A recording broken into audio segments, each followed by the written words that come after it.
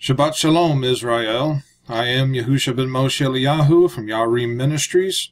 Today is Yahuwah Shabbat, being the 22nd day of the 13th month, in this the acceptable year of Yahuwah 5999, since the creation of Adam. The links to our main website and all of our other pages are all down below in the video description. Today's video is going to be a little off the cuff. There are several issues that need to be addressed. Most of this video is going to be concerning Pesach, or Passover, which is only a few short weeks away. But before we get into that, I want to speak about the turn of the year, specifically the turn of the year this year, which just happened a couple weeks ago. On our main website, I have this teaching, which I just recently updated. I wrote this teaching about 7 years ago. I just updated it last month, and we posted on our Facebook pages and other places at that time as well. I want to go into a little bit about the turn of the year, because most people this year started what they believe to be Abib 3 weeks ago. I'm going to show why that is incorrect from Yahuwah's Word, and from his two witnesses, the sun and the moon, which is what declares all of his calendar. I want to go down through this just a little bit. I'm not going to read this whole teaching by any means, but there is a couple points in here that I want to touch on.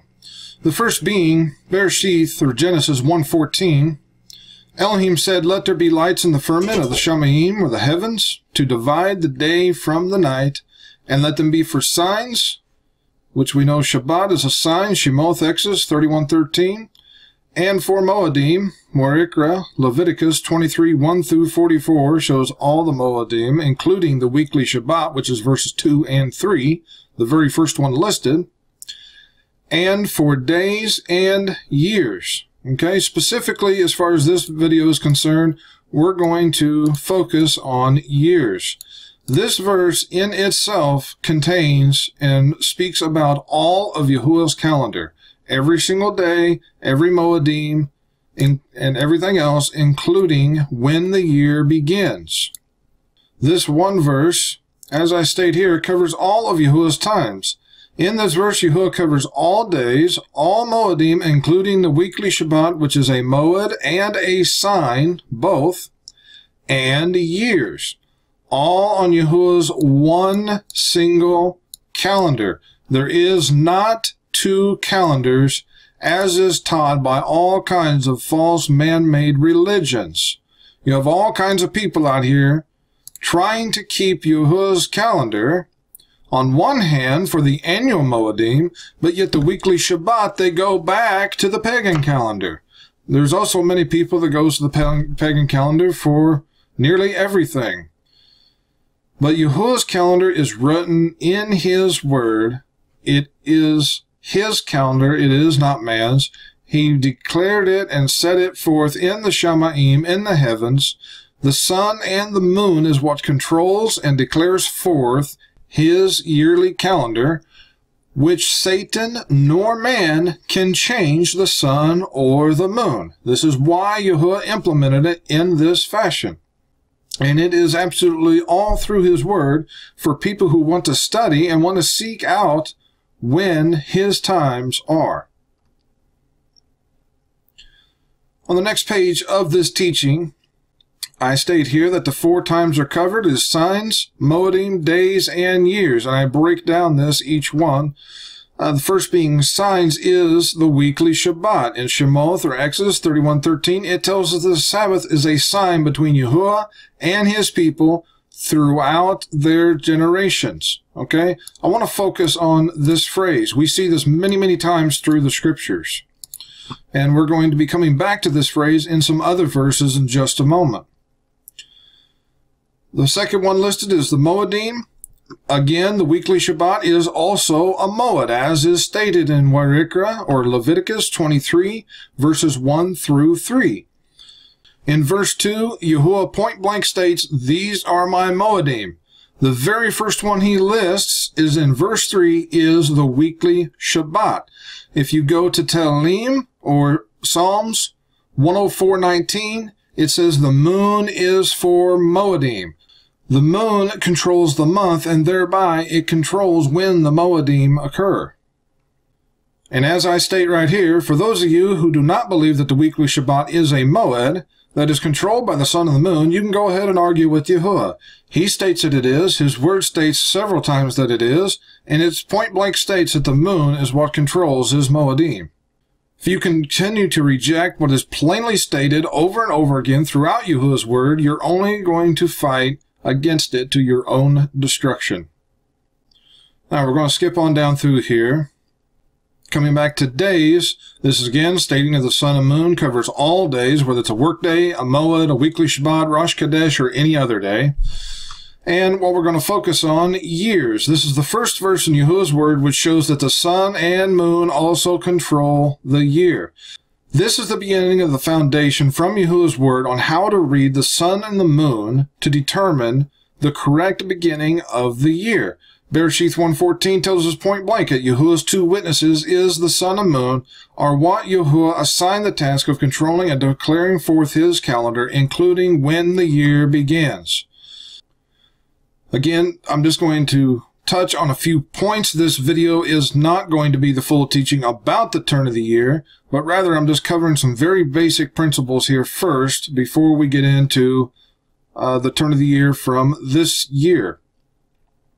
If you want to know the entire teaching, you can go on our website and look this up. This is all on there. It's all free.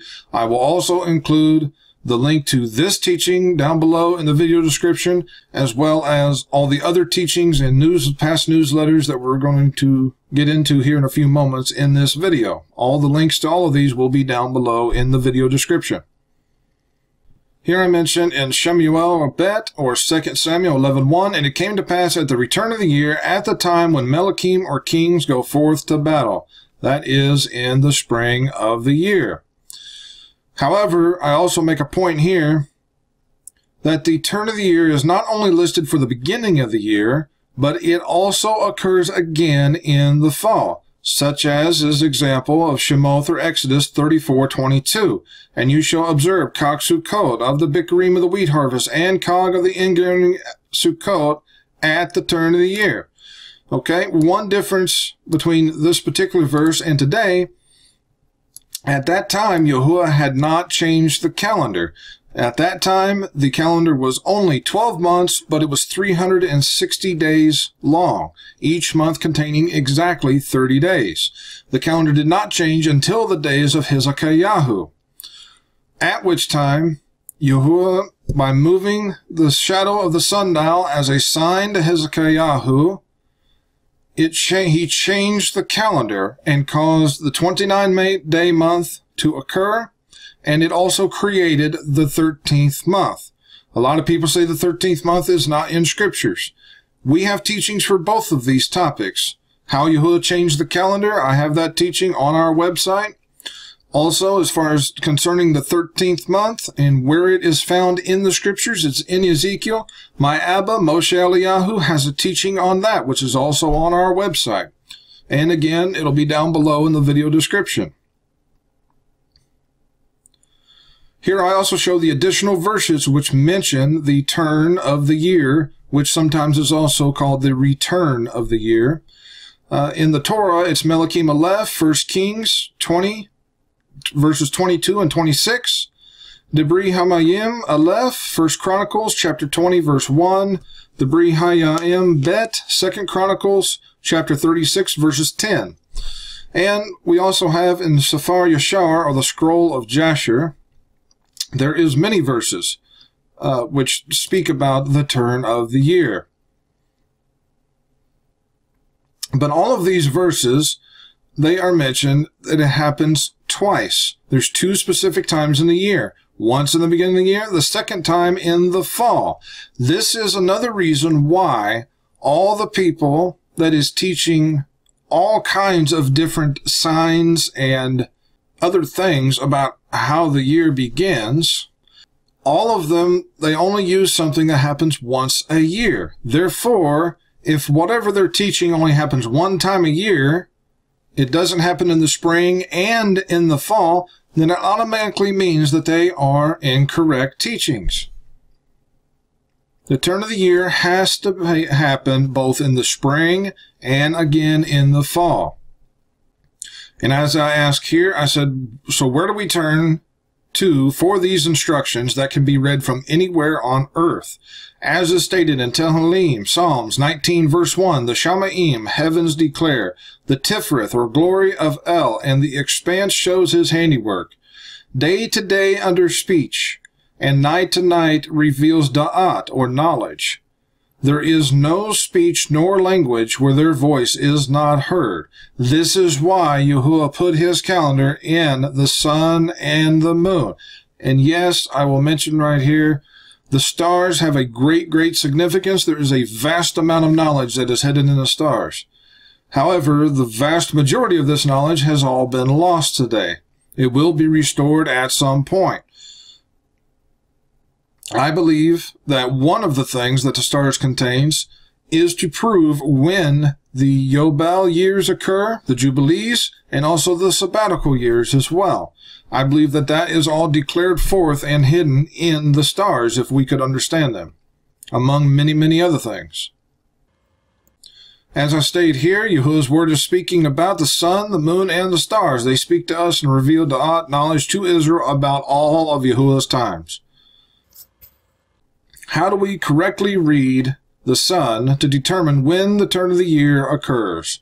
Now you can go through, you can look this document up, and you can read this all, but I'm going to go ahead and skip down to here. This particular screenshot here is a program called Stellarium. You can just go to Google and type in Stellarium, and you can find their website, which is stellarium.org. And you can download this program for free. Now, I would have liked to have been able to go out here and show an actual photo of the sun with the camera, be able to take a picture of the sun looking through the compass, the camera looking through the compass and looking at the sun and being able to show the turn of the year. I actually tried to do that, but it would not work. I could not get the camera to work with me on that. Things wouldn't focus or they wouldn't show up at all. So the only other choice I have is to use this program here to try and demonstrate what is being seen. Here I show a couple screenshots. Now this screenshot here is from several years ago. It's actually from the pagan Roman calendar date of 2010. And I've used this in this document because it's at the time that I wrote this document. And I used several screenshots showing what the sun is doing during the turn of the year. Now, here in a minute, I'm actually going to go to Stellarium and show you directly from the program, but I'm going to look at these images for just a moment. This is January 29th of 2010. You can see how far the sun is to the left side of west.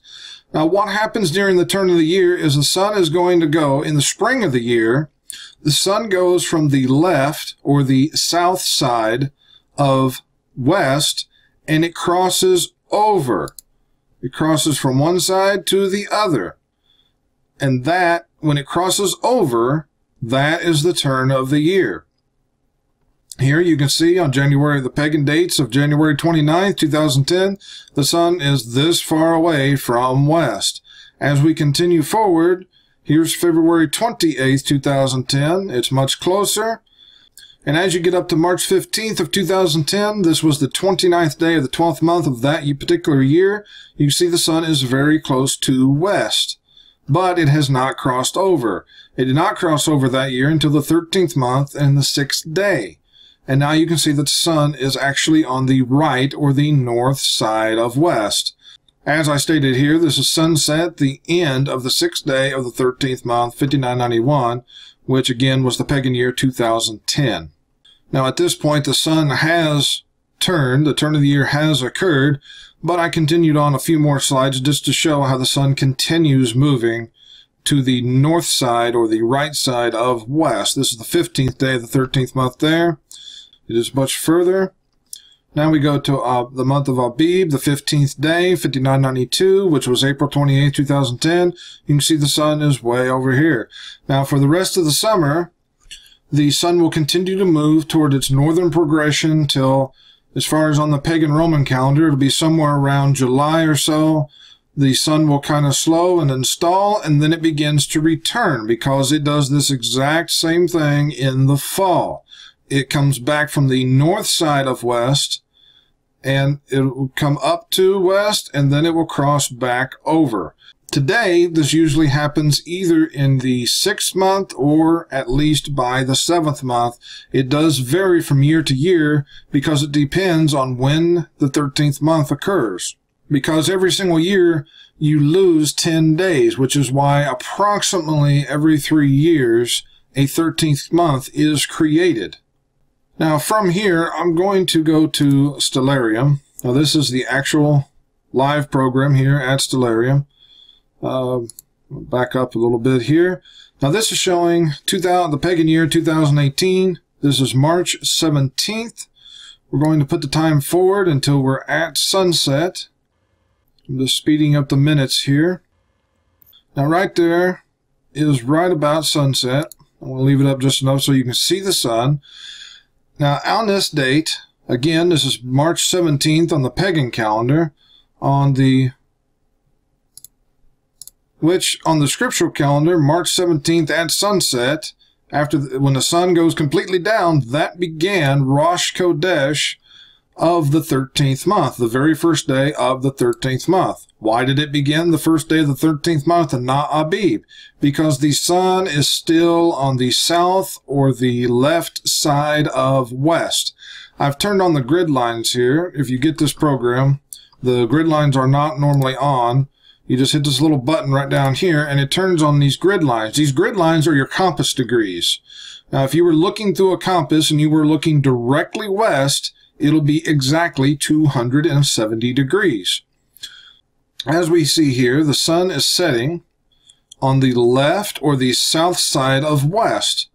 Now, this right here at this moment is the very last day of the 12th month. This is the end of that day. As soon as the sun goes down completely right there, that began the first day of the 13th month. Why did that start the 13th month and not Abib? Because the turn of the year had not yet occurred. Yes, I know that almost everyone today, it started what they think is Abib 3 weeks ago. Why did they do that? Judaism does not follow Yahuwah's word. Judaism does not follow Yahuwah's calendar. They are a false religion. They are Pharisees. But most people, even though many people know what Judaism is to a degree, they still follow many Judaism's traditions. Mashiach stated to the Pharisees, "You break my Torah with your traditions." They're still doing it today. They've never changed. I will even go so far as to say that in Judaism, instead of them trying to keep Yahuwah's word like they claim, and like many other people claim to do, instead they make up their own laws and their own traditions which they think allow them to circumvent Yahuwah's word. One example of this is those who claim to be Jews, that is, over in the land of Israel. They claim to keep the sabbatical years, which they're not keeping the correct year, but irregardless, the year that they believed it to be a sabbatical year, they claim to keep it. What do they actually do? Do they actually not plant in the earth and do anything, and they let the land rest? No, they won't do that. That would lose them profit. Instead, they made up a law, a tradition, that states that they can sell their land for 1 year to the Goyim, or a Gentile. They sell their lands to a Gentile. In return, they receive money from that person for leasing their land for that 1 year. That Gentile will then use the land to plant and do whatever. And then after that year is over, it goes back to the Jew. But did the land rest? No, they broke Yahuwah's commandments because they can't stand to not make profit. Just like most other people out here today, you got the Messianics and the Hebrew Roots movement and all this other stuff. They claim to be keeping Yahuwah's Shabbat, but do they actually keep it? They say it with their words that they keep Shabbat, But by their actions, they're working jobs, they're buying and selling, they're going to school events, they're going to sporting events, doing whatever that they want, and they only keep Yahuwah Shabbat when it's convenient for them. That is not keeping Yahuwah Shabbat. Yahuwah commands Israel to keep his Moedim, including the weekly Shabbat. If you do not keep it, if you are doing things on it that is breaking it, you are breaking his Shabbat. You don't just keep his commandments when it's convenient. Anyway, getting back to the turn of the year, I'm going to back up just a little bit here so we can see the sun again. Now again, this is the end of the 12th month, the very last day. This is at sunset right here. As soon as the sun disappears, begins the first day of the 13th month. The turn of the year has not yet occurred. So therefore, the 13th month is created. Now, here's the next day, March 18th, the second day of the 13th month. Okay, this is sunset of the pagan day, March 19th, which is the beginning of the third day of the 13th month. The sun is now setting directly west, but it has not completely crossed over. By March 20th, the sun has now completely passed the 270 degrees west, or direct west. It is now completely on the north side of west. The turn of the year by this point has occurred. Okay? And if looking through a compass, if you're not 100% sure if the turn of the year has occurred on that exact day, when you go one more day to the 21st, it was extremely clear. Now, this is exactly what we saw looking through our compass out here, looking west at the sun. Okay? What is shown on the screen looked exactly like what we witnessed. Now, I showed this in the documents, and I also posted some recent screenshots on our Facebook page when the turn of the year occurred a few weeks ago. But there's some additional points that I want to show today in this video. For one thing, I had a question from someone on our Facebook page. Can you look to the east and see the turn of the year? Because they didn't have a view to the west. Their western horizon was blocked where they lived, but they could see to the east and wanted to know, could you watch the turn of the year to the east as the sun is rising in the mornings? Now, this is something I hadn't really thought that much about, because where we live, our view to the east is blocked, which we have to watch the eastern horizon at the end of every month when we are looking for the very last sliver moon before sunrise on the last day of the month.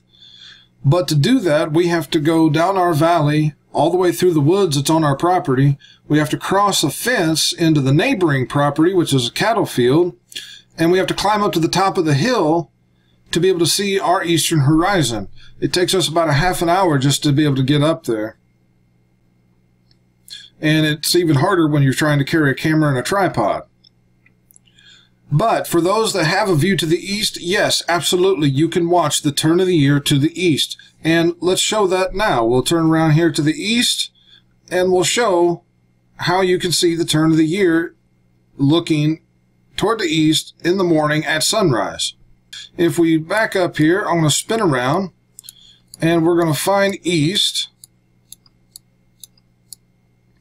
And east on the compass is directly 90 degrees, is direct east. Now I'm going to back up again to March 17th. I'm going to back up the hours to sunrise instead of sunset.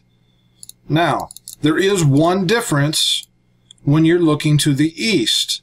The position of the sun is going to be opposite from what it is in the west. In other words, it's going to be coming from the right side of east going toward the left side of east. However, the right side of east is still the south of east, and the sun is moving to the north side of east, which is left. It's just that you have spun around looking the opposite direction. The sun is still moving from the south to the north sides of each one of these directions. But here is sunrise on March 17th, which again, March 17th on the pagan calendar was the very last day of the 12th month on Yahuwah's calendar. And obviously the sun has not turned. It is way over on the right side of east. As we advance forward, we'll go to the 18th. And every day the sun is coming up just a minute earlier, so I have to back the minutes up a little bit to get it back down to the horizon. But here you can see that the sun has moved a little bit to the left. Okay, it still hasn't crossed, but it is moving in that direction. Now this is March 18th, and again, as is on the calendar, March 18th at sunset was the beginning of the second day of the 13th month. Okay, so we're in the 13th month, the second day. It still has not occurred. Let's go to the 19th. The 19th, the sun is very close to east, but it has not turned yet. It is moving that direction. Now looking to March 20th, again, this is right at sunrise. You can now see that the sun has completely turned. It has crossed over to the north side of east, and now the turn of the year has occurred, and this occurred on the exact same day as it does when it turns over west that evening at sunset. Again, this is March 20th. The same exact day that it turned when looking west, which is another point here. It still even though you're looking east, it still happens the same day. The sun crosses both either the west or the east direct directions on the same day. You cannot have it cross on one direction on one day and then the other direction some other day. It will cross on the exact same day. Again, if you're looking at it through a compass and you wasn't 100% sure if it was completely over or not, by the next day, there is no question. It is completely over. It is far past east now and is very, very easily seen by anybody on a compass. Now, another point that I want to make in this video is about location. One of the things that I stated in the document is whatever controls the year, which, going back to Bereshith, it is the sun, as I'm showing here in the turn of the year, but whatever controls it has to not only occur twice a year, but it has to work not only in the land of Israel, where Yahuwah's people was going to be, but he knew that Israel was going to be scattered throughout the earth and would still be required to observe his calendar. So whatever takes place has to be observable throughout the earth. The turn of the year with the sun fulfills this requirement. So I'm going to change locations, and I'm just going to pick some place randomly. Let's just pick some place over here in Asia. Now on Stellarium, you can pick any place in the earth that you want to view from. We're going to stay on March 21st. I'm going to back up to sunrise here. And right here, the sun coming up March 21st over in Asia. The turn of the year has occurred. Let's back up a couple days just to show. Here's before it turned on the 19th. Right here is the 20th. And again, the 21st, it is far past east, very clear, very easy to know that the turn of the year has occurred. Now that's looking to the east. Let's go to sunset, looking in the west. Make sure that it works there as well. Let's advance to sunset. We'll go to that evening. This is the same day, March 21st, and again, the turn of the year has occurred. The sun is far on the north side of west. It actually occurred the same day as it did right here in the U.S. on the 20th. And looking through a compass, it has completely crossed over onto the north or the right side of west. So just between, this is countries that is thousands of miles apart, and yet in both of these places, the turn of the year occurred the exact same way on the exact same day, no matter if you're looking west or east. Either way, the turn of the year occurred the same day. But I know there's going to be questions. What if you're in the southern hemisphere? Okay, let's look at that. Let's pick a couple places down in the southern hemisphere. Just for the sake of argument, we'll take Australia. There's some random place in Australia. Let's go to sunset here in Australia. Again, this is on March the 20th. Okay, March 20th at sunset. The sun is on the left side of west. Very, very close. Has not yet crossed. Doesn't appear. But by the 21st, it is crossing.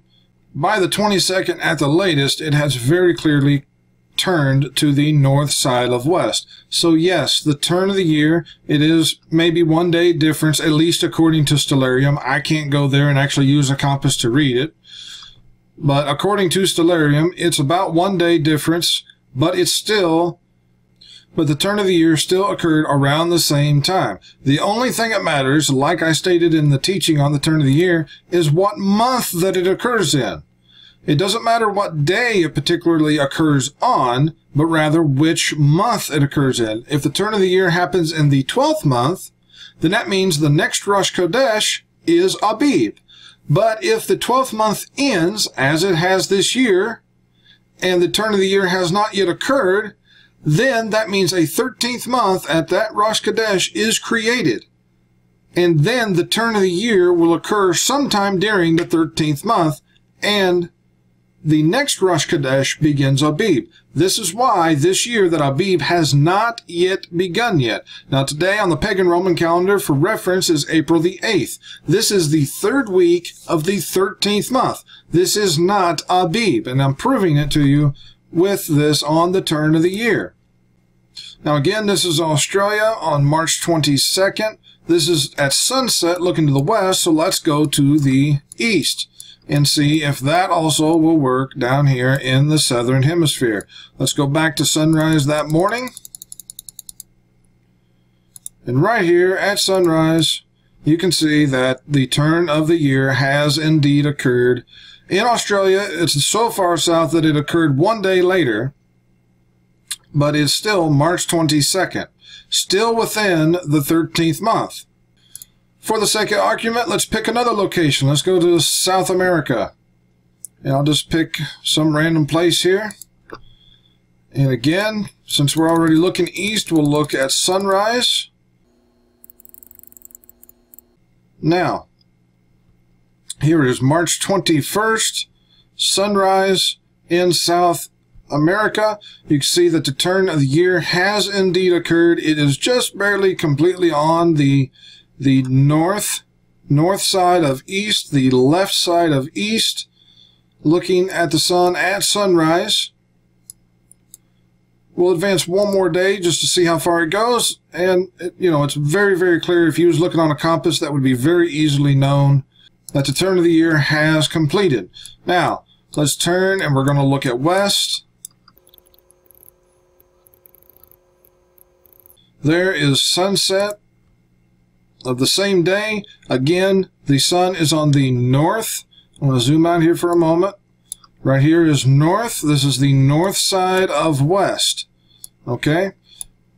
Again, you're turning around, therefore, looking from east to west. That's why the sun changes which side of the direction that it's on. However, it's still on the north side. If we back up 1 day, you can see that it has completely crossed and has turned actually on the 21st, same here as in the U.S. By the 22nd, though, is completely very, very clear that it is far on the north side of west. So even though there might be maybe 1 day difference depending on where you are located on Earth, looking at the example in Australia at least, and that's looking only on Stellarium. Stellarium is just an example. It's a program. It's made by man. Okay? It's not perfect. However, what I saw shown on Stellarium compared to what we all viewed out here using a compass did line up for our location here. I can't go to Australia and verify that, take my compass and verify that firsthand. Maybe somebody there was watching and could send in a report and be able to verify that. However, the turn of the year occurred within 1 day, no matter if you're in the United States, if you're over in Asia someplace, South America, Australia, it doesn't matter. It works no matter where you are on Earth. Anyone can view the turn of the year. All you need to be able to see is the horizon and watching the sun either rising that morning or setting that evening. And you could watch it day by day and be able to tell when the turn of the year occurs. Once the turn of the year happens, the next Rosh Chodesh is Abib. This is why I stated before, you only need to know what month the turn of the year occurs in. You don't have to specifically know exactly what day. What you need to know is what month it occurs in. So if you, going back to the calendar here, if at the end of the 12th month, if you're looking at the sun and the turn of the year has not yet occurred, at sunset, like I was showing earlier, that was the sunset, the very end, the last day of the 12th month. The turn of the year had not yet occurred. At sunset, Rosh Chodesh begins as is declared by the moon, and therefore a 13th month is created because the turn of the year had not yet occurred. Now, as I showed here in the U.S., the turn of the year did complete on the pagan date of March 20th. That was about the 4th day, the beginning of the 4th day of the 13th month. Depending on what elevation and where people might have been, it might have been a little iffy looking through a compass because it was very, very close to the primary direction of either west or east. No matter which way you were looking, it was very close. But by the next sunset, it was very clear. On March 21st, it was very clear and very easily seen that the turn of the year had completed. Now, like I said, in the case of Australia, it might have even went another day, which would have been March 22nd at sunset, possibly, at least according to Stellarium, before you could have clearly seen that the turn of the year had occurred. However, no matter which one, no matter which day that you got to see it, it all happened within the 13th month. And that is the key point. You have to know what month it occurs in. Because the turn of the year did not happen in the 12th month, Rosh Chodesh was declared by the moon. That became the 13th month because the turn of the year had not yet occurred. The turn of the year did occur sometime between the 4th and 6th day, depending on where your location is on Earth, of the 13th month. Therefore, the next Rosh Chodesh that comes is Abib first. Now, right now, we are right here. This is on the pagan calendar. Today is April 8th. This is the 22nd, which is the Shabbat, the third Shabbat of the month. We have one more week of the 13th month, and then Abib will begin. At the present time, we believe that Abib will begin sunset of April 15th. However, we will not know with 100% certainty until we can watch the moon in this coming week. Now, with all of that said, I'm showing the turn of the year, showing why this is the 13th month. I've shown why that Abib has not begun yet. With that stated, that means Pesach, it's actually less than 3 weeks from right now. So you have very little time left to get ready for Pesach. Now, the second half of this video, and the main point of it, is concerning Pesach. You have Messianics, Judaism, Hebrew roots, and all kinds of other people of all different denominations or whatever they want to call themselves, claiming that they keep Pesach or Passover. However, do they actually keep it? Let's go to Yahuwah's word and see what Yahuwah commanded about Pesach. We're going to start in Shemoth, or Exodus chapter 12. I'm going to start out to the first verse. We're going to read quite a few verses here. Yahuwah spoke to Moshe and Aharon in the land of YHRIM, saying, "This month shall be for you the beginning of months. It shall be the first month of the year for you. Speak to all the congregation of Israel, saying, In the 10th day of the month they shall take for themselves every man a lamb, according to the house of their fathers, a lamb for a house. And if the household is too little for the lamb, let him and his neighbor next to his bayit, or house, take it according to the number of their beings, every man according to his needs. You shall make your count for the lamb. Your lamb shall be without blemish, a male of the first year. You shall take it out from the sheep or from the goats." Very few people know that you can take a Pesach lamb from sheep or goats. Both sheep and goats, their offspring is supposed to be called lambs. Today, the lamb is called from the offspring of the sheep, and on goats, they call them kids. And as a side note, most people call their children kids. There's a reason behind that has become common practice today. Think about that. Think about what it means, and correct what is needed. We'll continue reading here in Shemoth chapter 12. And you shall keep it up until the 14th day of the same month, and the whole assembly of the congregation of Israel shall kill it between the evenings. And they shall take the dam, or the blood, and strike it on the two side posts and on the upper doorpost of their bayatim, or their houses, in which they shall eat it. We'll come back to the two side posts and the upper doorpost here shortly. There's another aspect of that which most people do not understand. But continuing in verse 8, and they shall eat the flesh of it in that night, roasted with fire, and matzah, or unleavened bread, and with bitter herbs they shall eat it. Eat none of it raw, nor cooked or boiled at all with water, or mayim, but roasted with fire, its head with its legs, with its inside parts. In other words, it is to be a whole lamb, not a piece, not broken. And you shall let nothing of it remain until the morning, and that which remains until the morning you shall burn with fire. And this is how you shall eat it, with your loins dressed, your shoes on your feet, and your staff in your hand. And you shall eat it in a great hurry. It is Yahuwah's Pesach. For I will pass through the land of Mitzrayim, Egypt, this night, and will smite all the Bakor, or the firstborn, in the land of Mitzrayim, both man and beast, and against all the Elohim, the false deities, of Mitzrayim I will execute mishpat, or judgment. I am Yahuwah. And the dam, or blood, shall be to you for an oath, or a sign, upon the bayatim, the houses where you are. And when I see the dam, the blood, I will pass over you, and the plague shall not be upon you to destroy you, when I smite the land of Mitzrayim.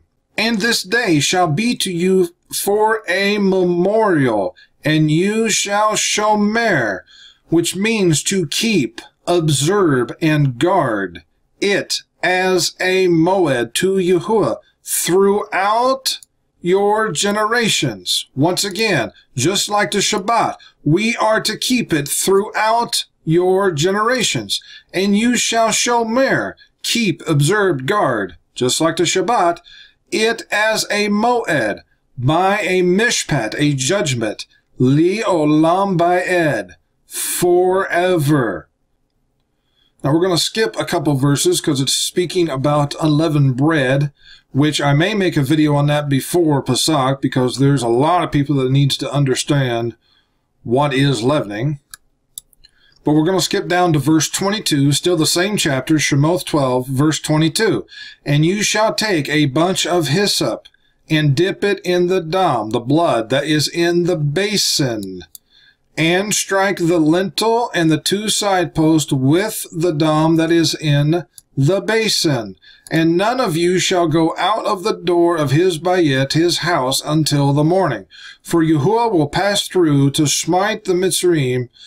And when he sees the dam, the blood, upon the lintel and on the two side posts, Yahuwah will pass over the door, and will not allow the destroyer to come in to your bayatim, your houses, to smite you.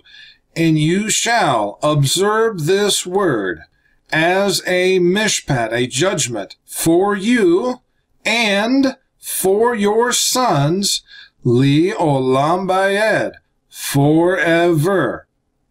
Okay? Twice in one chapter, Yahuwah reinforces that Pesach is to be kept by all of Israel throughout our generations forever. Okay? It's not to be stopped like people claim. There's all kinds of people running around and say, oh, Pesach was done away with. It's not to be kept anymore. All kinds of things, all kinds of false teachings that they're making up. Yahuwah's word is completely and totally clear. He point blank states, we are to keep Pesach. How do you keep Pesach? With a whole lamb roasted with fire throughout your generations forever. Yahuwah's word is clear to those that want to become obedient to his word. He point blank states what we as Israel are to do and how we are to do it. Now, before I continue on in the next following verses, I want to switch to a document that we have on our website that I wrote back several years ago. I titled it, "The Scripture Answers to the Tired Excuses Many Try to Use as Reasons Why They Don't Have to Keep Pesach," or Passover. Now, I go through the first part of this, mentioning several different verses and other things. Down here, I said, here's the most common excuses that people give for why they don't have to keep Yahuwah's commandments, which some of these being specifically referenced to Pesach. It was all done away with. That's what everybody says for just about every commandment. It's all done away with. The law was nailed to the cross. Again, almost everybody uses that, saying that it's done away with, why they don't have to keep any of the commandments. The Messiah paid for sin and fulfilled all the law. Grace covers all, which, when they're actually speaking about that, what they really mean is grace, so-called grace, gives them allowance not to obey the commandments, and they can do whatever they want and still be saved. There is no temple. There is no priesthood. We're not in Jerusalem. That's in the Old Testament. Communion replaced Passover. There are no sacrifices today. That's just Judaism. That's a lot of the common things that you see a lot of people say. Now, a lot of people's just repeating things that they've been taught. There's other people that have studied or supposedly studied, and they stand up and point blank say these things. And they're supposed to be knowledgeable in the Scriptures, but they still do not want to be obedient to Yahuwah's word. So again, it goes back to Judaism, how they make laws or traditions to be able to, what they believe anyway, allows them to circumvent Yahuwah's word. It does not. You will be held guilty for breaking Yahuwah's commandments, period. No matter what commandment it is, whether it's the Shabbat, marriage and divorce, committing adultery, Pesach, any of the other Moedim, etc., if you do not keep it as Yahuwah wrote in his word, and the way that he told his people to do it, then you are breaking Pesach. As I state here, what does it tell us in Yahuwah's word about keeping his commandments? Yochanan, John 14:15. If you love me, keep my mitzvot, or commandments. This is Mashiach speaking. He that has my mitzvot, commandments, and keeps them, he it is that loves me. And he who loves me shall be loved by my Abib, my Father, and I will love him and will reveal myself to him. Yahusha answered and said to him, If a man loves me, he will guard my words, and Abib, my Father, will love him and will come to him and make our stay with him. He that loves me not keeps not my sayings, and the word which you hear is not mine, but Abib, my Father's, who sent me. Which commandments are we to keep? All of them. They are his word in its entirety. Yahuwah's word is not a buffet. We don't pick and choose which commandments we want to keep and leave the ones that we don't like or don't agree with, and then claim we are Torah keepers. If you are breaking the Torah and not keeping what is written and commanded in the Torah, especially when truth is presented to you and you reject it, then you are not a Torah keeper, and you have placed yourself under the penalty of the Torah by breaking it and are in open rebellion. Shemuel, Aleph, 1 Samuel 15, verse 23. Your choice is either to study his word and accept his word and become obedient to what he commands, or you can reject his word, and if you reject his word, then you are rejecting Yahushua HaMashiach, the Messiah, as he is his word. Yochanan, John, chapter 1, verses 12 through 14, chapter 12, verses 48 through 49.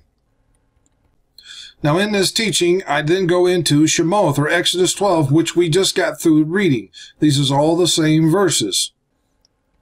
And as I ask here, and as I have asked other people who have messaged me, emailed us, and etc., that claim that Pesach is no longer kept, show me from Yahuwah's word, not the opinions of men and the false church doctrines.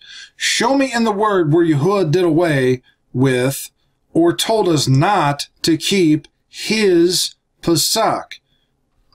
There are no gray areas or loopholes in Yahuwah's word, as I've actually heard some people say. If he made a commandment, then he is bound. Yahuwah is bound by his word.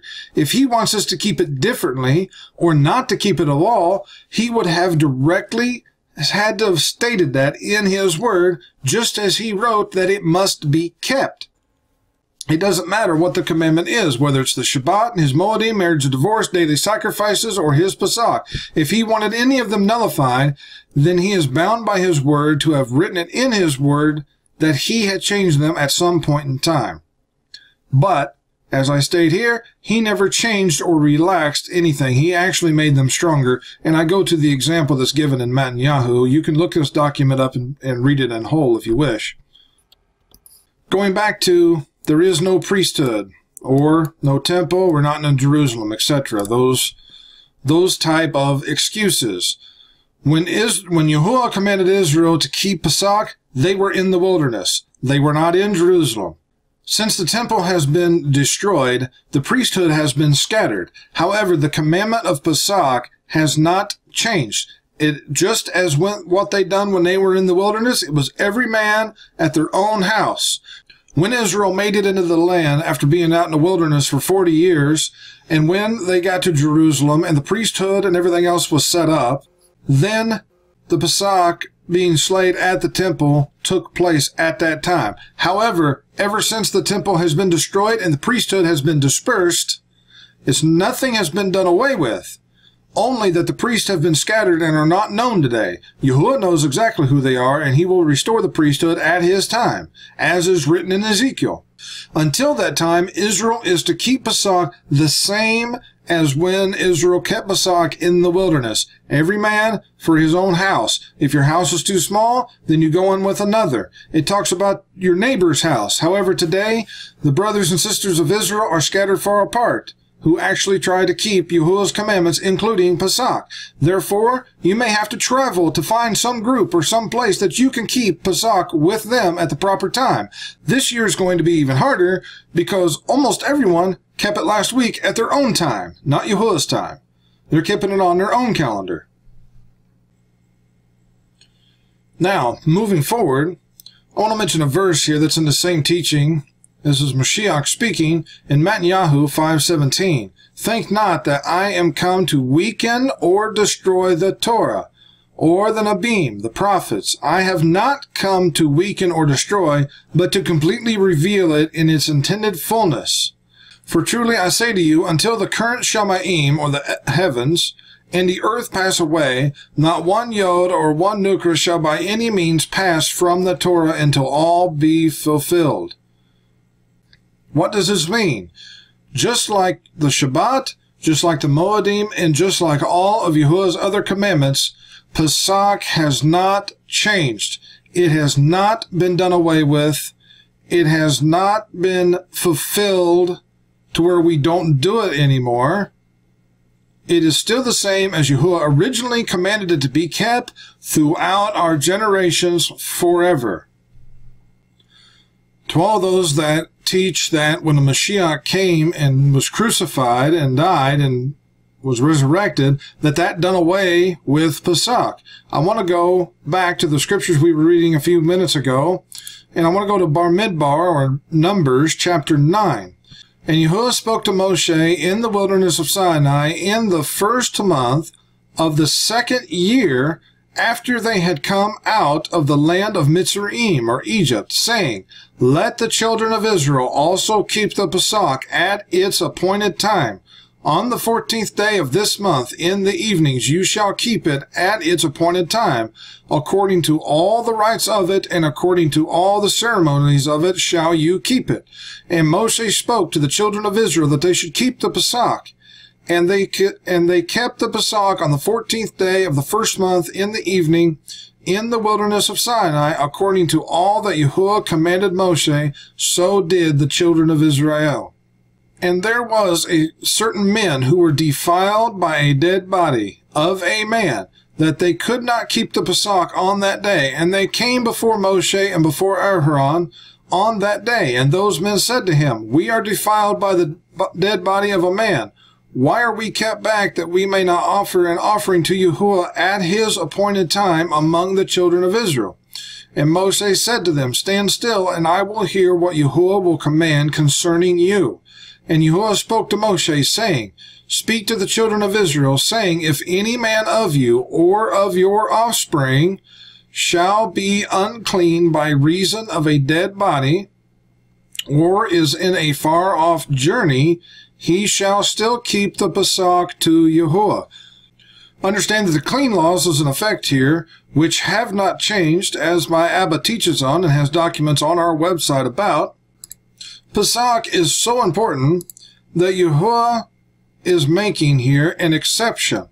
If you're unclean by reason of a dead body, and then he added, in addition to that, if you're in a far-off journey, that you shall still keep the Pesach to Yahuwah, but they will do it on the 14th day of the second month. At dusk shall they keep it, and eat it with matzah and bitter herbs. They shall leave none of it until morning, nor break any bone of it. According to all the ordinances of the Pesach, they shall keep it. Okay? Yahuwah is making an exception here, that if a man is unclean by a dead body, or if he is in a far-off journey. Now, why would he be in a far-off journey if he knew Pesach was coming?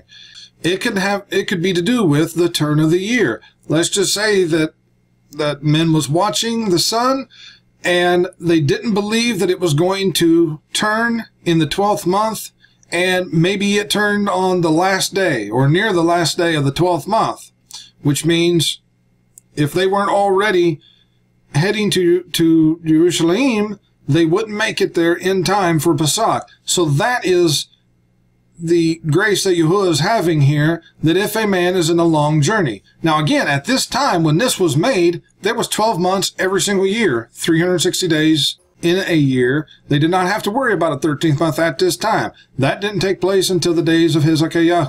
But Yahuwah, knowing what was going to happen, knowing how he was going to change the calendar, he is already establishing a commandment here for an exception of if a person is in a long journey and they weren't able to make it to Jerusalem in time for Pesach.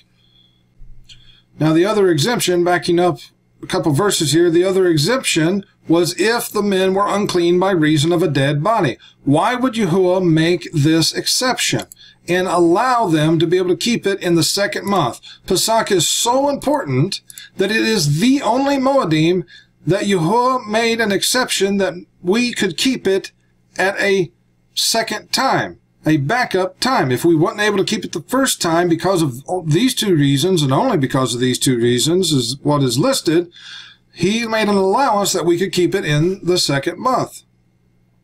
That is exactly how important Pesach is. Why did Yahuwah make this exception that if men were unclean by a dead body, they could keep it in the second month? We find that answer in Luke chapter 23. And see, there was a man named Joseph, a Sanhedrin member, and he was a Tob and Zedek man. He had not agreed with the council in their deed. He was from Ramathaim, a city of Yehuda, who also himself waited for the Malchut, or kingdom of Yahuwah. This man went to Pilate and asked for the body of Yahusha. And he took it down and wrapped it in linen and laid it in a tomb that was cut in stone, in which never a man before was laid. We'll come back to that in a minute. Okay, I'm going to pause the video here for just a moment because I said I was going to come back to verse 53 and I did not. So, I want to touch on this real quick because this is an important point. In verse 53, it states that the Mashiach was laid in a tomb which was cut in stone, in which never a man before was laid. Why was that done, and why is this important? There's two different points that has to be understood. First, you have to understand how the tombs were used in those days. A tomb wasn't just for one person. They would carve these tombs out of solid rock, and it would be used for an entire family, or, multiple family members. So one tomb could contain the remains of many different people. The second point that has to be understood is the clean laws. As I stated earlier, my Abba, Moshe Eliyahu, has a teaching on our website which is titled Appearing Clean Before Yahuwah. And again, I will include that link down below in the video description. But what do the clean laws have to do with verse 53? If the Mashiach was laid in a tomb in which there were other dead bodies, then he would have been unclean when he was resurrected. This is exactly the same reason that in Yochanan, or John, chapter 20, verse 17, the Mashiach speaking to Miriam, he said, "Touch me not, for I am not yet ascended to my Abba," or my Father, Yahuwah. The reason that the Mashiach, he could not be unclean when he presented himself and the wave sheaf to Yahuwah. He cannot appear unclean before the Abba, before Yahuwah. The point being, the clean laws have never been done away with. This is after the Mashiach's resurrection, and yet both of these scriptures, among many others, point blank shows that the Mashiach was keeping the clean laws. This is one of the key points that we need to understand when reading Luke chapter 23 here in these verses.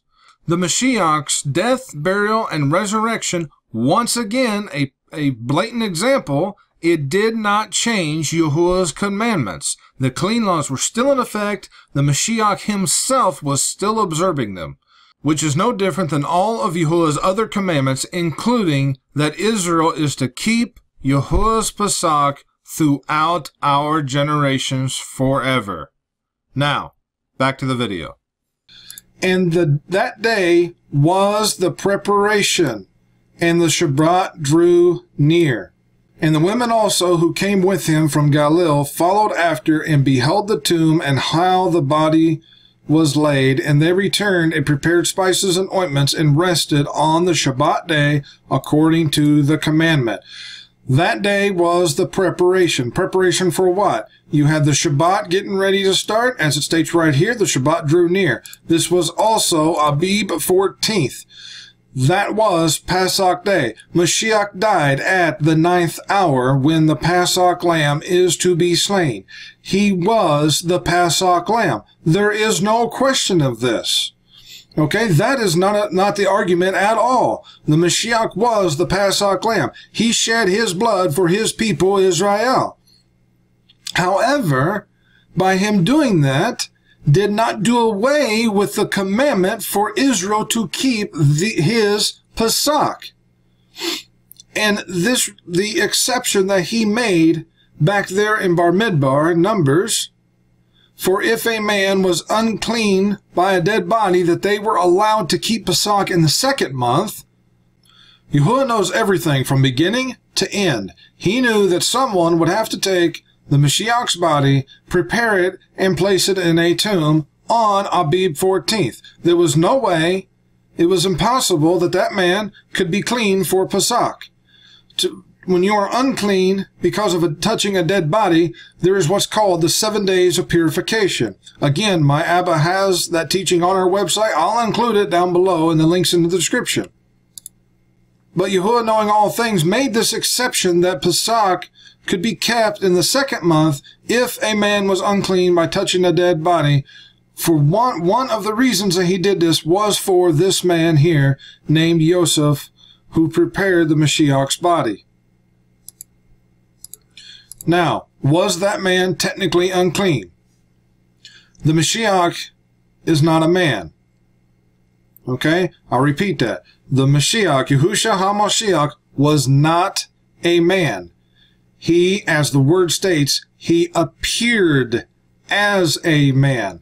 He had a body made of flesh and blood at that time, the one and only time that he had blood. But he was fully and completely from Yahuwah. He was not from this earth. His body saw no corruption. And it wasn't because of how short a time he was in the tomb. That was because he was Mashiach and was not of this earth. But that exception was made because by following Yahuwah's Torah, this man would not have been able to keep Pesach. So Yahuwah has an exception that he could keep it in the second month. Which the point of this is that even though when the Mashiach came, he was crucified, he died, and was buried, and later resurrected, Pesach was still being kept.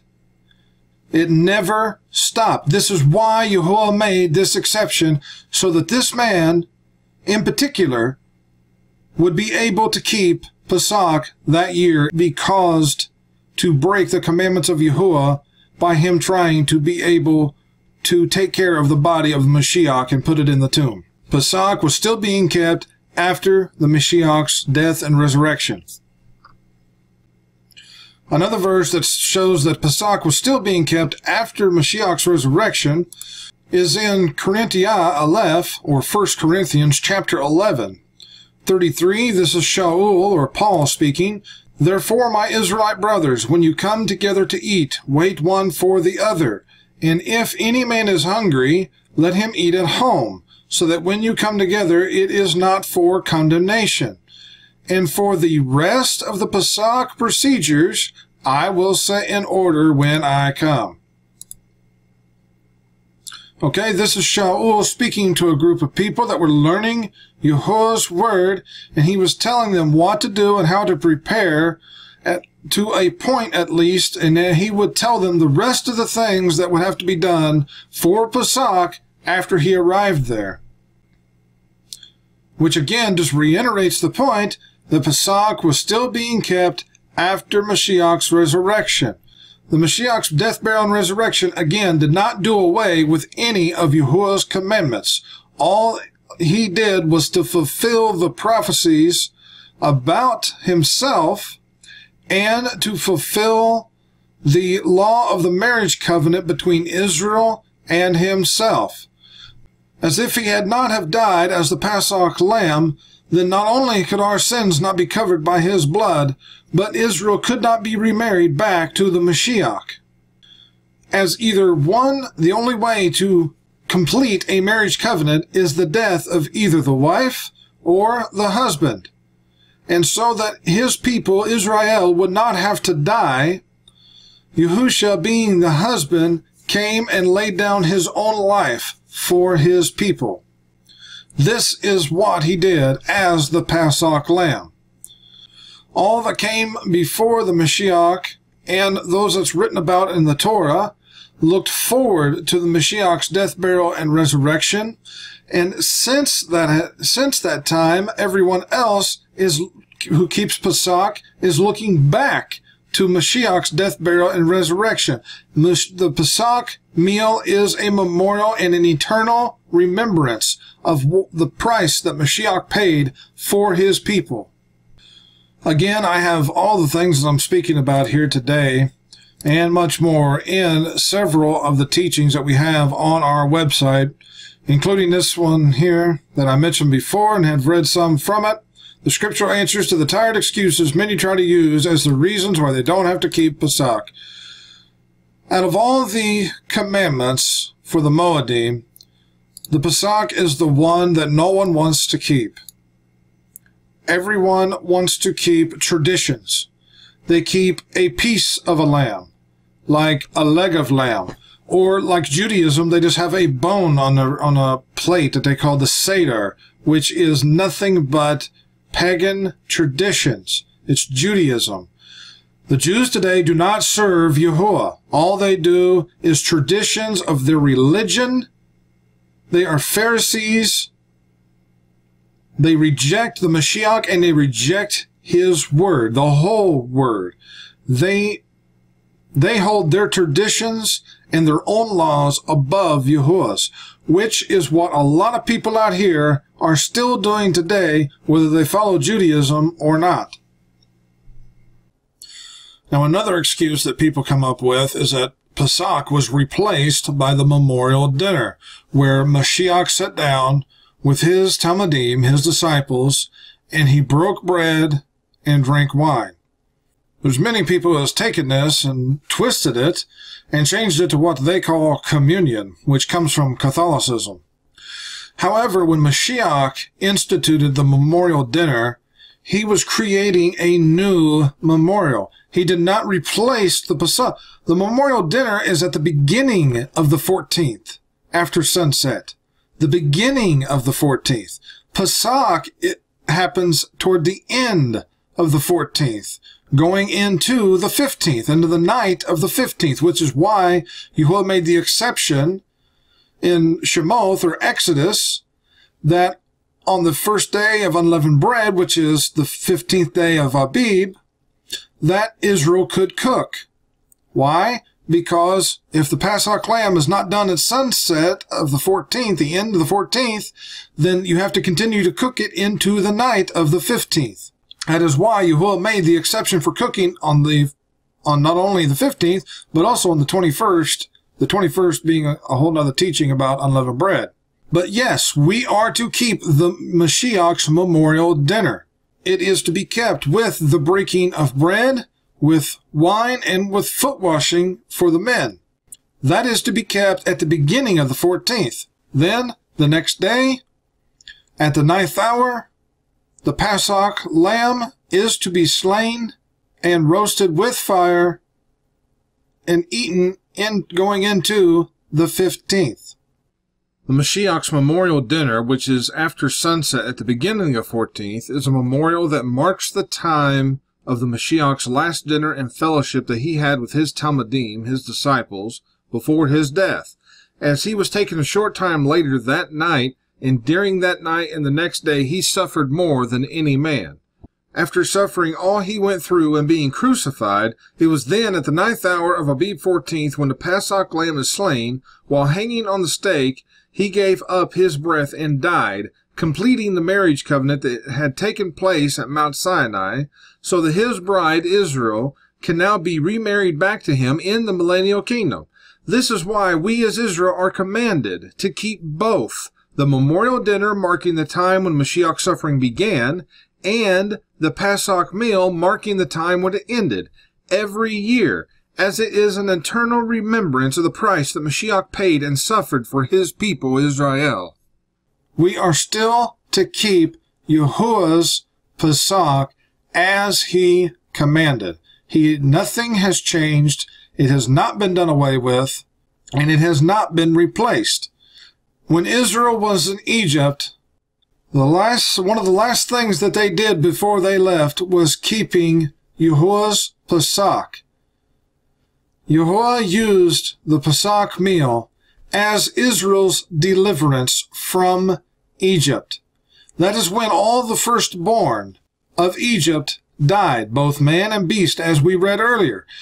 Very few people want to be obedient to Yahuwah's word, and this is especially true when it comes to keeping the true restored Pesach. You cannot keep Pesach without a scripturally qualifying Pesach lamb slain, prepared, and roasted in the way that Yahuwah lays out in his word for the Pesach meal. For those that think that they can have a piece of a lamb or a shank bone, or I've even seen people claiming that they have a vegetarian replacement lamb, all kinds of garbage and false teachings being taught today. You cannot keep Pesach without a whole, scripturally qualifying Pesach lamb. That is the Pesach meal. It cannot be replaced with something else. If you replace the Pesach lamb with something else, you are symbolizing that you are replacing Mashiach with something else, or that you don't want the Mashiach's whole word, you just want a piece of it, or the bone, where there's nothing left of the meat.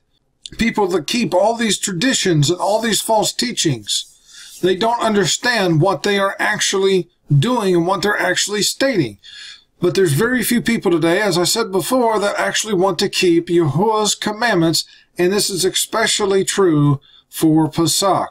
If you want to keep Yahuwah's Pesach as he commanded it in his word, then there is one main requirement, and that is a whole, scripturally qualifying Pesach lamb. Now, what does that mean?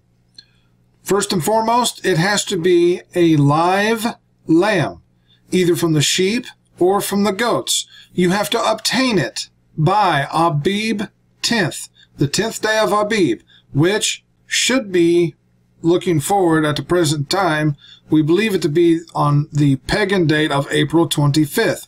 You have to obtain the lamb by the 10th day of Abib.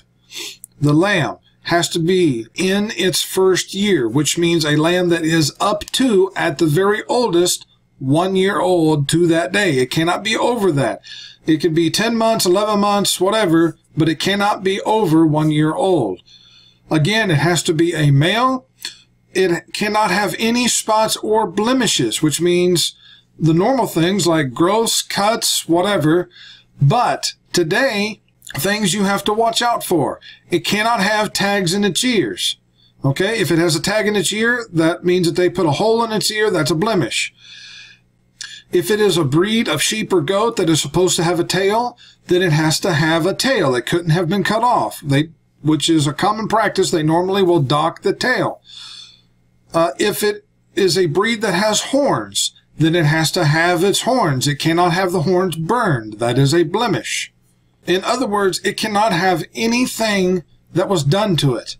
It can have no cuts, no growths, no anything. It has to be a perfect lamb. Again, you have to obtain the lamb by Abib the 10th. Then it is put up and inspected by the man of the house every day from the 10th until the 14th. Now on Abib 14th, at the 9th hour of the day, and I'm not talking about the clock, I'm talking about the 9th hour from sunrise. In the scriptural times, they used a sundial. Every single day of the year had 12 hours in a day. Why? Because they used a sundial, which was divided into 12 equal parts. Each part was called an hour. So on the 14th, from sunrise, you go forward to the 9th hour of the day. At the 9th hour, the Pesach lamb is to be slain. You slay the lamb with a knife by slitting its throat. Now, you need something to be able to catch the blood in. And this is something I want to go back to a verse that we mentioned earlier in Shemoth, or Exodus chapter 12. In verse 7, it only talks about striking it on the two side posts or the upper doorpost. But later on, we read, "You shall take a bunch of hyssop and dip it in the blood, the dam, that is in the basin, and shall strike it on the lintel and the two side posts with the dam that is in the basin." Today, when we read the word basin, we think of a bowl or some type of container, like a ceramic vase or something of that nature. However, as I put in a newsletter back a few years ago, this is from 3 years ago, in scriptural times, that was not what it was speaking about. This here is showing an ancient threshold of a door to a house. This is two different pictures, two different locations. This one here actually has a bowl made into the threshold. Here is the trough that is filled up with blood. The lambs were slain at the doorway of the house. They would have been killed right here. The blood was caught in this, and then they took it and filled up this trough right here. Same thing in this photo over here. It's made slightly different. It just has a trough that's been carved out of the stone for the threshold to the doorway. And as I mentioned in this newsletter, just above these photos, I said, what is a threshold covenant? A threshold covenant was a customary practice in ancient Israel that could be done several ways. First was a man's house. In the main entry door, they had a threshold at the bottom of the door. However, the threshold was not like our modern doorway. The main difference is it would have a groove or a bowl carved into it, such as these thresholds shown below. These are the two photos I was just speaking of. This type of threshold was called a saf. The Hebrew word saf was also used when speaking about a bowl or other objects which were made to hold liquid. In this threshold, the groove would be filled with the blood from a slain animal. A person who was invited into the man's house, if they accepted the man's invitation, they respected his headship over his house and agreed they would abide by the rules of his home, then they would step over the blood that was in the groove in the threshold, and thereby was entering into a threshold covenant with the man that was in the house. The man who owned the house, by inviting someone in, was stating that he would protect that person while in his home with everything he had. After the person was in the man's home, the second part of the threshold covenant was a meal. We've all seen this many times throughout Yahuwah's word, have not understood what's taking place. One such example is Lot in Bereshith chapter 19 verses 1 through 3. And there came two heavenly Malachim, or angels, to Sodom at evening, and Lot sat in the gate of Sodom, and Lot, seeing them, rose up to meet them, and he bowed himself with his face toward the ground. And he said, See now, my masters, turn in and stay here, please, into your Abib's, or your servant's bayit, his house, and stay all night and wash your feet, and you shall rise up early and go on your way. And they said, No, but we will stay in the street all night.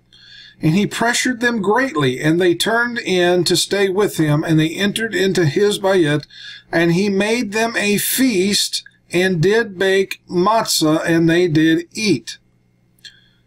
We all know that later, as I'm stating here, that Sodom and Gomorrah was destroyed, but Lot and his house was protected. The Malachim, the angels, that came to Lot because of the prayers of Abraham, Lot recognized them for who they were and greatly urged them to enter into his house. Why? Because he understood the threshold covenant. They entered and did eat with him, completing the covenant. This is why Lot gave his daughters to the people outside when they came to Lot's house, wanting the Malachim, or the angels. Lot did everything he was able with everything he had to protect the Malachim, as he was obligated to do, since he had entered into a threshold covenant with these Malachim, or these angels. Now, what if a person rejected the threshold covenant and did not respect the man and the rules of his house? Then they would step on the blood that was in the groove of the threshold, showing they rejected the threshold covenant, at which point the man who owned the house had the authority to throw these people out. If a person stepped over the threshold, which is supposed to be showing that they accepted the covenant, but they did it in deception or with ill intent and entered the man's house, then they could suffer death. We see this written in the Word in many places. A few examples like Zephaniah 1, chapter 9. In the same day also will I punish all those that leap on the threshold, which fill their masters' houses with violence and deceit. Now, going back to the verse that we were just speaking about a moment ago, in Shemoth 12, verses 21 and 22, And you shall take a bunch of hyssop and dip it in the dam, or the blood that is in the basin, and strike it on the lintel and the two side posts with the dam blood that is in the basin, and none of you shall go of your door of your house until the morning. The Hebrew word that is translated as basin here in Shemoth, or Exodus 12, verse 22, is actually the word saf that we just talked about a moment ago. It's the same Hebrew word used for the threshold, especially when speaking of a threshold covenant in the blood that was placed in the threshold. So what's actually being stated here in verse 22 is the blood of the Passover lamb was first caught by the groove in the threshold. Then we are to take a bunch of hyssop and dip it in the dam, or the blood that is in the saf, or the threshold, and strike it on the two doorpost and the lintel. Again, I'm pausing the video here for just a moment because there's one point that I didn't specifically spell out. As I've shown in these photos that I showed just a few moments ago, the blood was first across the bottom of the doorway, across the threshold. This means that the blood is covered on all sides of the door. The point being, today, our thresholds on our doorways and our houses do not have this groove that they did back in scriptural times. So, what do? The best that we can do today is when the Passover lamb is slain, the blood needs to be caught in some kind of a vessel, whether it's a small bowl or whatever that you have available. Then you take the hyssop and dip it in that blood and put it across your threshold first. After it's on the threshold, then do the two side posts and the lintel. The door is to be completely covered on all sides, not just the two sides and the top and leaving the bottom open. That's the only thing that we can do today because our thresholds do not have a place to be able to hold blood or to be able to catch it and be able to keep it there.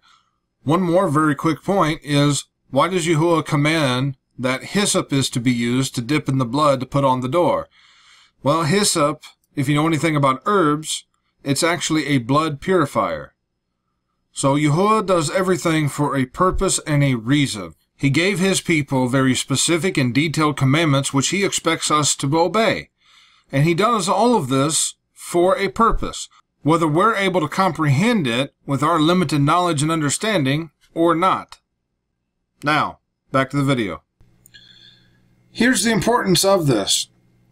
When we do this, we are asking Yahuwah and his Malakim, his angels, to enter our house and to pass over the threshold, by which they enter into the threshold brit, or covenant, with the man of that house. And Yahuwah is stating that he will protect that house in these last days, in this time of tribulation. Today, Israel is scattered throughout the nations of the earth.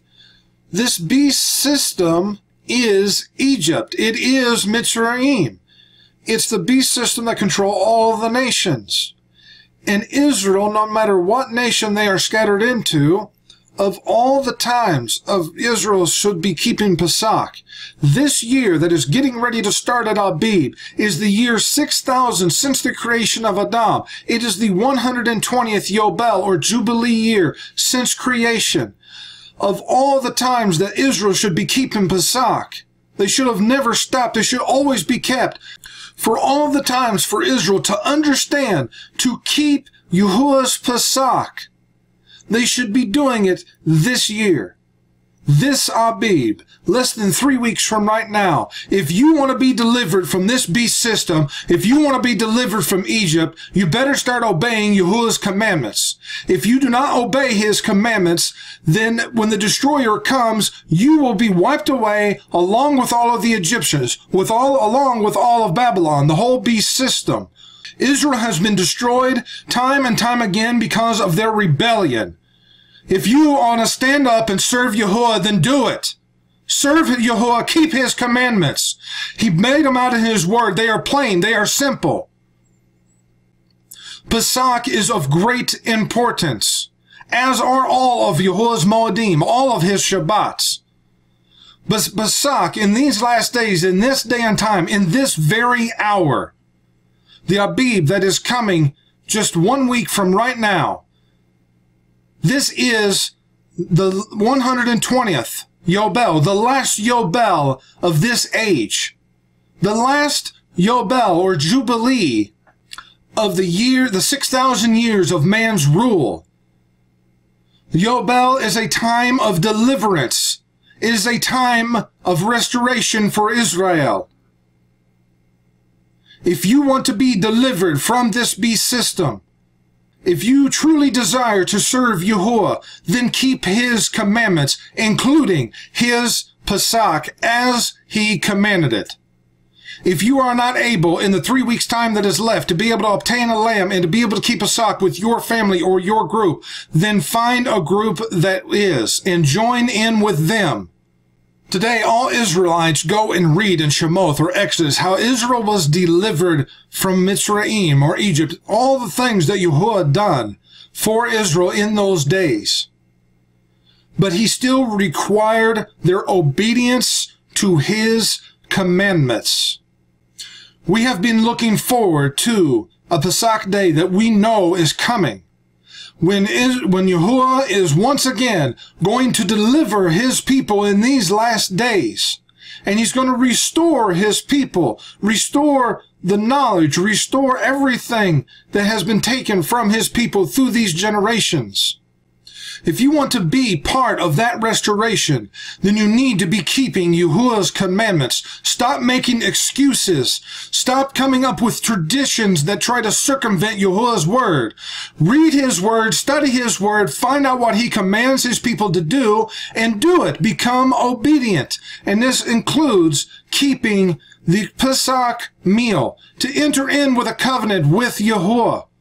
This is a covenant. The threshold covenant is a covenant of protection. That is why when the blood was applied to the basin and to the door, when the destroyer went through Egypt, Yahuwah did not allow the destroyer to come into the houses of Israel so long as they were obedient in keeping the Pesach meal and applying the blood to their door.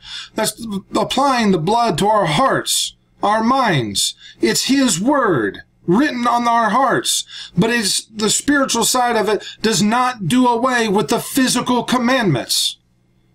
So I urge you today, in what time that remains before Pesach, get prepared, find a Pesach lamb, find everything that you need in order to keep the Pesach meal in your household, with your group, with your family. If you are alone, if there's not enough people in your family, if you're not able to be able to find a Pesach lamb or etc., then pray to Yahuwah that you know where to go. Pray that He will show you someone who is keeping His commandments, who is keeping the Pesach at the correct time, where you can go and join in with them and keep the Pesach meal. If you truly want to be part of Israel, stop using just words. Stop trying to find excuses. Stop breaking Yahuwah's commandments, all of His commandments, whether it's the Shabbat, His Moedim, all the different things that He has written in His word that we are to be obedient to, including Pesach.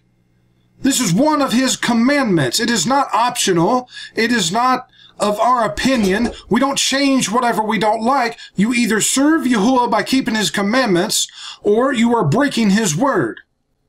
If you want to serve Yahuwah, then let it be shown by your works. Let it be shown by what you are doing. Let it be shown by your example. There's all kinds of people. There's multitudes of people today running around that with their mouth they serve Yahuwah, but by their actions they are known. There's very few people in these last days that are truly trying to serve Yahuwah. If you want to be part of Israel in these last days that is protected by Yahuwah in the wilderness, as what the last video that I put up last week concerned, people need to flee out of these cities as is commanded in Yahuwah's word. Stop finding excuses. If you want to serve Yahuwah, then serve Yahuwah by keeping His commandments, all of His commandments. As I stated before, His word is not no buffet. You don't pick out the parts you like and take those and then throw away everything else that you don't like. You keep His word and His whole word, His whole lamb. The Pesach lamb is a whole lamb. It represents Mashiach, who is the living word. This is what we're stating by keeping the Pesach meal, according to the way that Yahuwah ordered it to be done. If you want to be part of the remnant of the woman that flees into the wilderness and is protected from the dragon, Satan, by Yahuwah in these last days, then I suggest you not only get out of these cities and flee into the wilderness, but that you keep this Pesach in the way that Yahuwah commanded His people to keep this Moed. This is His Pesach. It is not ours. It is not man's. It is Yahuwah's Pesach. It is His covenant that He is entering into with His people, which is why you keep the Pesach at your house. The man of each house is to have the Pesach lamb for his household or for his neighbor or whoever else that joins in with him. Why? Because they walk across the threshold. They are keeping the same covenant. They're entering into the same covenant. This has been reaffirmed from generation to generation. This is why Yahuwah has told us in the Word to tell your children these things. And when they see it, that they will ask, why is this done? Because it's done as a remembrance. But it is a continual covenant that is renewed every year by the members of the house of Israel. Yahuwah made this covenant, an annual covenant, for His people to keep and renew and to enter in to this blood covenant. If you truly want deliverance from this beast system in these last days and are truly calling and praying for the return of the Mashiach, then I urge you to keep Yahuwah's Pesach, especially this year, this coming year, 3 weeks from now, on Pesach Day. The Abib begins in less than a week. You got less than 3 weeks to prepare for Pesach. Either get ready and get a lamb and get what you need to be able to keep it at your own household, or find a place to go to and to be able to keep it with others. Do whatever you have to do in order to keep Yahuwah's Pesach according to his commandments that he wrote in his word this year and every year following. My name is Yehusha ben Moshe Eliyahu of YHRIM Ministries. I bid you shalom, peace, even though there is no peace in the earth in these last days.